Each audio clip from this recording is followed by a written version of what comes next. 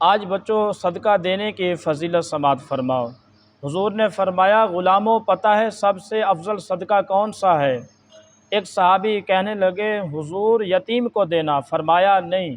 سب سے افضل صدقہ کون سا ہے؟ یا رسول اللہ مسکین کو دینا۔ فرمایا نہیں۔ سب سے افضل صدقہ حضور مسافر کو دینا۔ فرمایا نہیں۔ سب سے افضل صدقہ یا رسول اللہ مجاہدین اسلام کو دینا۔ فرمایا نہیں۔ حضور پھر سب سے افضل صدقہ کون سا ہے؟ رسول پاک نے فرمایا، تیرا رشتہ دار ہو اور غریب ہو، حقدار ہو۔